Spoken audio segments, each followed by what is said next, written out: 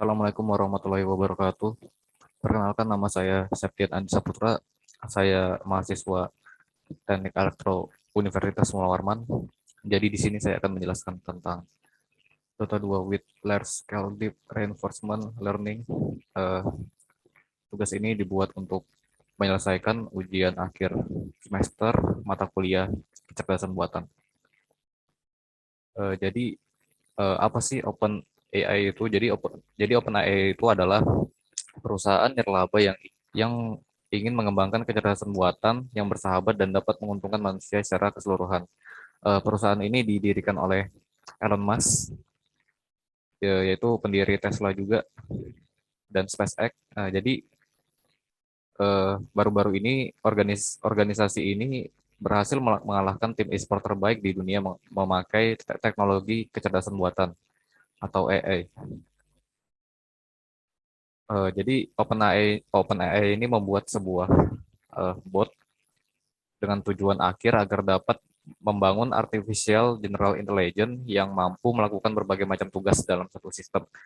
Para peneliti telah menemukan tempat pengujian yang paling tepat untuk sistem tersebut di dunia nyata, yaitu adalah di game Dota 2. Terus kenapa harus game Dota 2? Karena kerumitan dalam permainan Dota 2 ini merupakan salah satu cara terbaik untuk menantang sistem AI dan menguji kecerdasan mereka. Sistem seperti OpenAI ini mempelajari cara bermain game dengan menganalisis data dalam jumlah besar dari ribuan pertandingan sebelumnya. Jadi bagi yang belum tahu apa sih game Dota 2 ini, jadi game Dota 2 ini itu dimainkan oleh dua tim yang beranggotakan 5 orang pemain.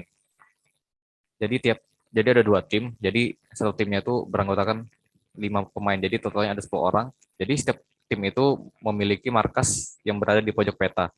Setiap markas setiap markas memiliki satu bangunan yang bernama Ancient. Nah, jadi eh, tim yang berhasil menghancurkan Ancient musuh duluan itu adalah pemenangnya. Jadi setiap pemain itu hanya dapat mengontrol satu karakter yang yaitu hero yang berfokus pada menaikkan level, mengumpulkan gold dan membeli item dan melawan tim melawan untuk menang. Oke, lanjut.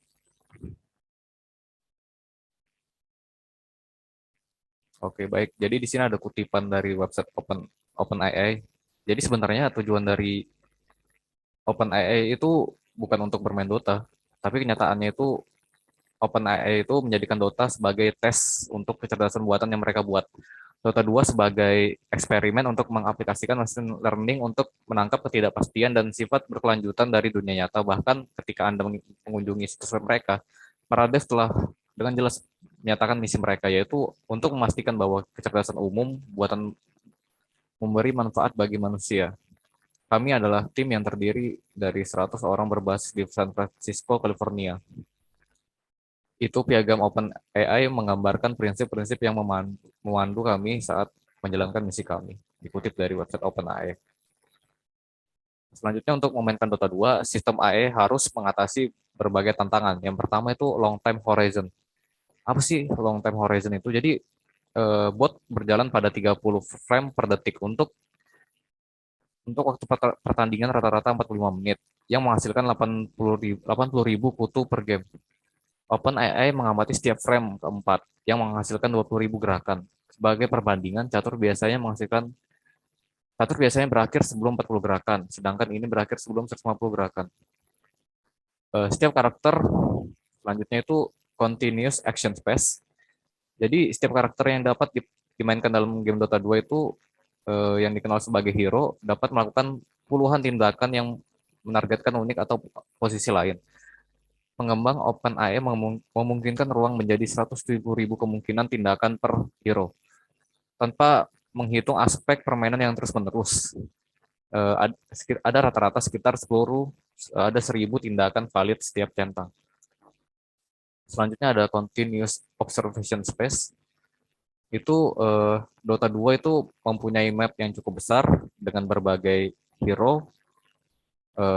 Di tiap pertandingan itu ada 10 pemain, 5 di setiap tim, bersama dengan lusinan bangunan dan unit karakter non-pemain atau NPC.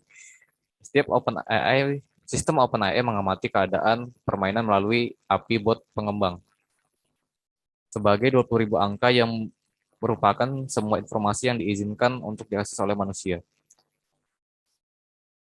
Baik, selanjutnya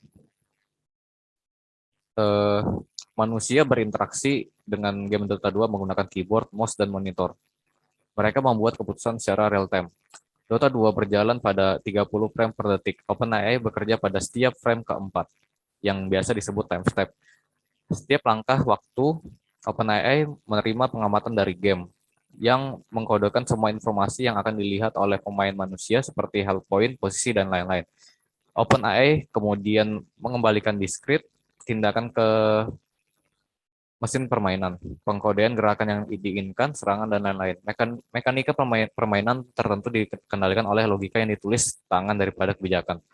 Urutan di mana hero membeli item dan kemampuan, kontrol unit kurir unik, dan item mana yang harus pemain beli. Beberapa properti lingkungan diacak selama pelatihan, termasuk para hero di permainan dan item mana yang dibeli oleh para hero. Diperlukan permainan pelatihan yang cukup beragam untuk memastikan ketahanan terhadap berbagai macam strategi dan situasi yang muncul dalam permainan melawan lawan manusia. Uh, Selanjutnya, OpenAI ini dilatih menggunakan teknik Deep Reinforcement Learning. Maksud dari teknik ini adalah bot itu tidak diajari cara bermain gamenya, melainkan diberi kemampuan untuk mempelajari game, di mana mereka berlatih keras menggunakan sistem hadiah dan berbagai mekanisme insentif lainnya. OpenAI parameter sebagai jaringan syaraf berulang dengan sekitar 159 juta parameter. Jaringan syaraf terutama terdiri dari LSTM 4096 unit single layer, mengingatkan kebijakan OpenAI bermain game dengan berulang kali melewati pengamatan saat ini sebagai masukan dan mengambil sampel tindakan dari distribusi output pada setiap langkah waktu. Jadi setelah OpenAI membuat bot atau kecerdasan buatan, mereka berhasil mengalahkan mantan juara dunia yang bernama Dendi dalam pertandingan 1 lawan 1, dan juga ada pertandingan tim terbaik di dunia, dan tim dunia tersebut kalah melawan OpenAI. Sekian presentasi dari saya. Mohon maaf apabila banyak kekurangan. Saya tutup. Assalamualaikum warahmatullahi wabarakatuh.